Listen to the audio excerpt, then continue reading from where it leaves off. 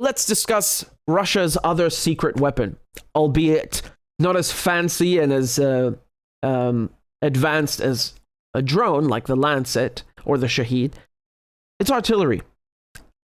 More specifically, artillery production. Right now in Ukraine, the Russians are firing around 20 to 30,000 shells a day. A day. It takes the United States a month just to produce a quantity that doesn't even come close to that. Take a look at this video from CNN. I'm actually shocked that they aired this. I'm shocked. But they did. You were recently in Ukraine, and a lot of your concerns stem from that. Let's first just get a sense of the lay of the land. What does the battlefield look like? Who has the advantage? The thing that's shocking is how big this war is. It's 1,000 kilometers long, and since 2014, the Russian side has dug themselves in this horrific way. So if you were a Ukrainian soldier with your commander saying go across this 5-kilometer disputed area, you'd have to get through the tanks, the mines, the machine guns, their drones. You get to the other side, you do your killing, and then the back part of Russia kills you. It's an insurmountable task. I was stunned to read how many shells the Russians are using. 60,000 a day. The world production in the West can accommodate about 5,000 a day. I guess the Russians have been building artillery for about 50 years, and they have an infinite supply. 60,000 a day. Now, I mean, my math, you're talking about something like 20 million a year. I mean, this is crazy. Today, this is a World War I artillery war with people dug in. Remember how they were making fun of the Russians last year? The New York Times said, oh, the Russians are running out of weapons. They have to go buy shells. They have to go buy artillery shells from North Korea. Yeah, guess what? That's the only thing that counts now. How incredible, 100 years later, we haven't come up with another way. If you're the Ukrainians trying to break through, you want to get to the Sea of Azov, you have to break through this initial line below Zaporizhzhia, for example, and then right. So that's essentially the tactic of the Ukrainian counteroffensive is to look where my mouse cursor is. It's to go from Zaporizhzhia here to slice right through and reach Sea of Azov. Okay, so that way you split the Russian forces in two. I mean, this is, in any situation, this is the best thing that you can possibly achieve or hope to achieve in a war, that you cut off one side of the army from the other. Beautiful. Can they do that though? No. I mean, this is they want to take 60 miles. They've taken 5. Then you have to make a corridor. Well, as you go through your corridor, they're bombing you as well. And now the bombing is precision bombing, right? Because you can target more accurately. And the American doctrine is that you would always do such infantry moves with air power, which the Ukrainians don't have. And the air power comes in, cleans the path, and then the American gets the other side running back, and then they start. Just a side note in regards to F-16s. I'm sorry, but you could give the Ukrainians F-16s yesterday, and it's not going to make a difference. F-16s cannot get rid of anti-tank ditches, barbed wire, the tank traps, the minefields, the trenches, the dragon's teeth. What is it? It's not going to work. Yes, it helps. It's good to have it. Remember also on top of that these are men, if they're already pilots, they're trained on Russian Soviet era systems. And now you're trying to transition them to a completely different system. Let's not exaggerate. They're jet pilots. I think they can handle it. But this is a war. We're not talking about someone jumping into a simulator. They have their muscle memory, their reaction, they need to be on top of their game. They need to have, split-second reaction time to not get killed. This is a perilous and impossible task. So forget the F-16s. I want to show you here, because we're talking about artillery shells, specifically the 155 millimeter. Okay, remember, if you look at the howitzer here, which is an artillery cannon, this is what Ukraine is using. This is what they need. They need shells for these cannons. Now, howitzers can also be mobile. You can put them on into an armored vehicle and so on. But it doesn't change, at the end of the day, that you need shells. The reason why the United States is now sending cluster bombs is because they have run out of artillery shells. The United States has had to pinch its own supplies, right? And give artillery shells to Ukraine. But the United States is not ready for a war of attrition. The United States is used to, running around the Middle East and drone striking defenseless people who are on the ground and have no way to defend themselves from these, murderers up in the sky. That's what they're used to, sitting behind a joystick and killing people. But now this is a real war where you actually have to fight, someone your own size or bigger, it seems.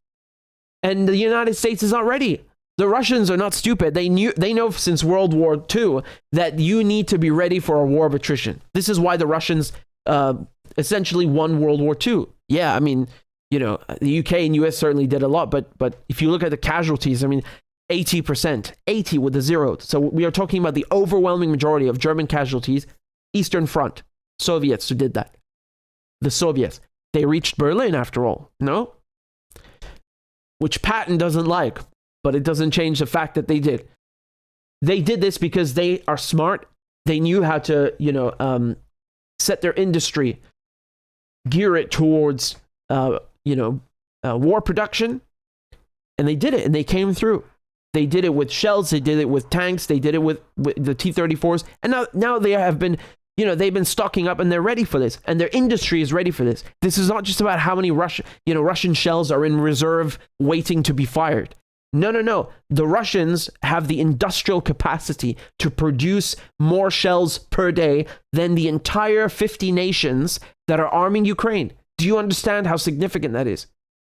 Most of the casualties in Ukraine right now are artillery casualties. They have been killed by artillery, by this very weapon.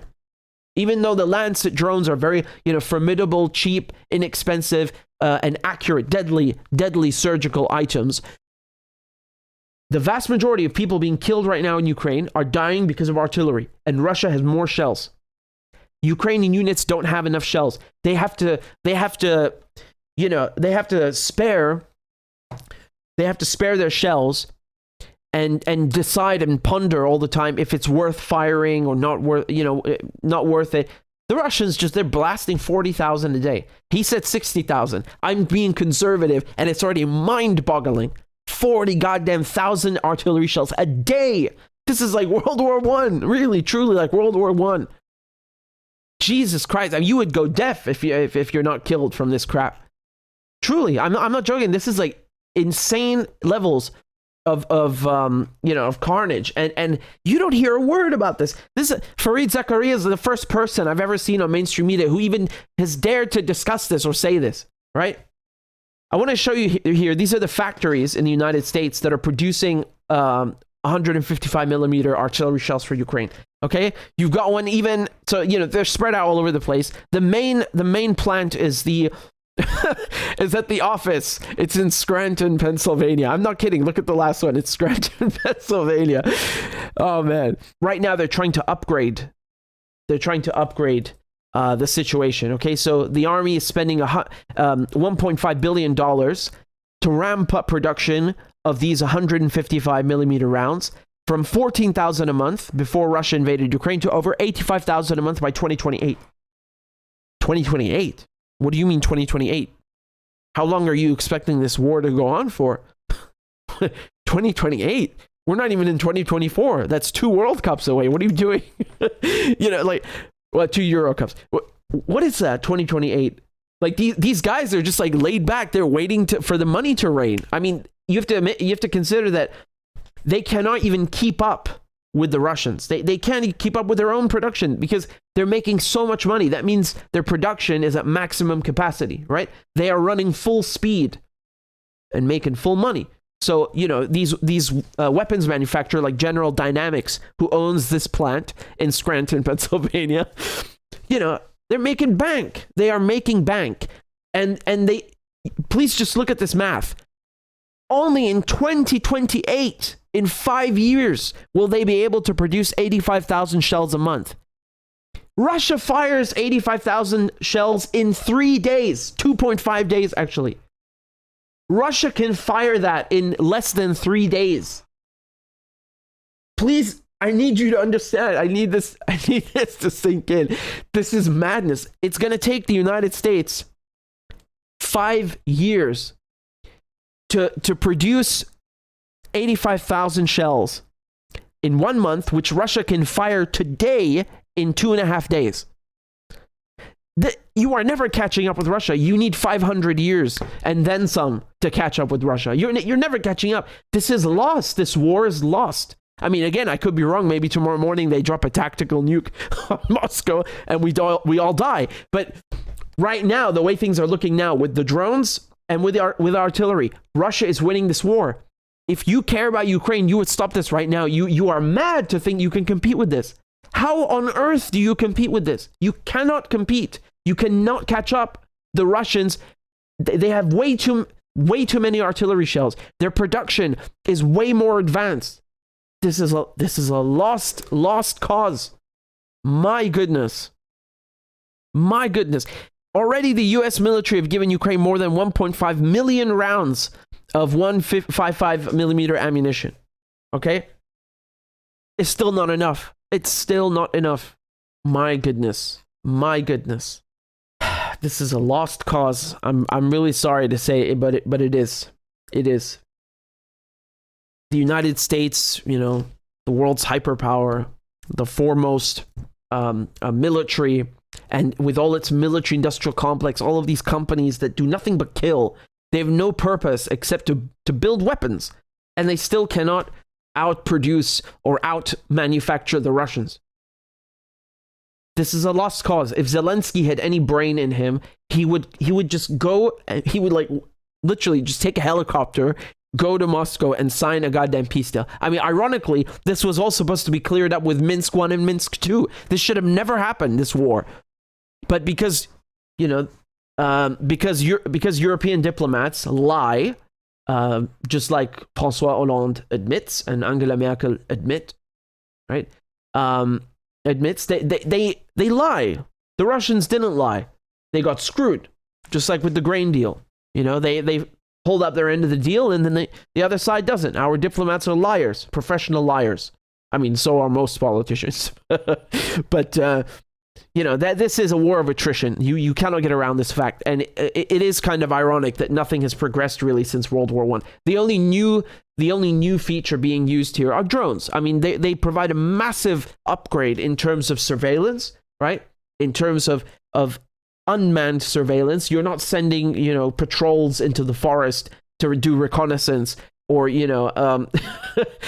sending a pigeon from one person to another. No. Or sending a scout. You have unmanned aerial vehicles, drones, that can do this for you. Tremendous. Sounds like Trump. Tremendous advantage.